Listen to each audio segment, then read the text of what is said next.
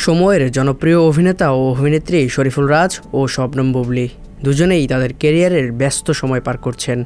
ব্যস্ততার সঙ্গে সঙ্গে সম্প্রতি ক্যারিয়ারে আলোচনার পাশাপাশি যুক্ত হয়েছে সমালোচনা। সবকিছু দূরে সরিয়ে এই দুজন এবার এক হতে চলেছে। তবে এই এক হওয়া সিনেমার পর্দায় প্রথমবারের মতো রাজ বুবলী একসঙ্গে সরকারি অনুদানের সিনেমা দেওয়ালের দেশে অভিনয় করতে চলেছেন। সিনেমাটি নির্মাণ করেছেন পরিচালক মিশুক মনি।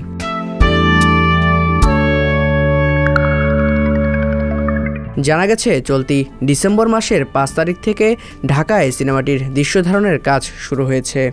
যদিও এর আগে শোনা গিয়েছিল গত 24 মার্চে ঢাকার একটি লোকেশনে কিছু দৃশ্যের শুটিং হয়েছে। বলা যায় অনেকটা গোপনেই সে সময় শুটিং চলছিল সিনেমাটির। তাই সে সময় গণমাধ্যমের সঙ্গে খোলামেলা কথাও বলতে রাজি হননি সিনেমাটির শিল্পী ও কলাকৌশলীরা।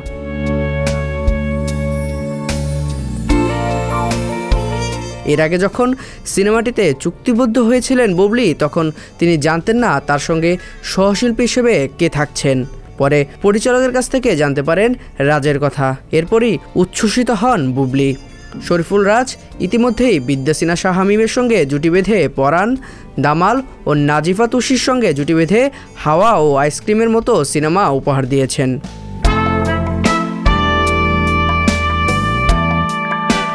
অন্যদিকে শাকিব খানের পর সাইমন সাদিক, নীরব, ইমন, জিয়াউল রোশন থেকে শুরু করে হালের আদরাজাদের সঙ্গে জুটি বেঁধে কাজ করেছেন শবনম বুবলী। সবশেষ অভিনয় করেছেন অভিনেতা মাহফুজের বিপরীতে প্রহেলিকা সিনেমায়। সেই সিনেমাটি নির্মাণ করেছেন চয়নিকা চৌধুরী।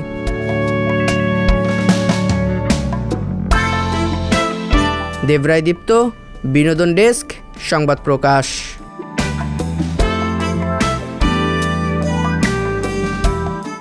সংবাদ, ফিচার ও অনুষ্ঠানের জন্য ভিজিট করুন সংবাদ প্রকাশের ওয়েবসাইট এবং যুক্ত থাকুন ফেসবুক পেজ ও ইউটিউব চ্যানেলের সঙ্গে।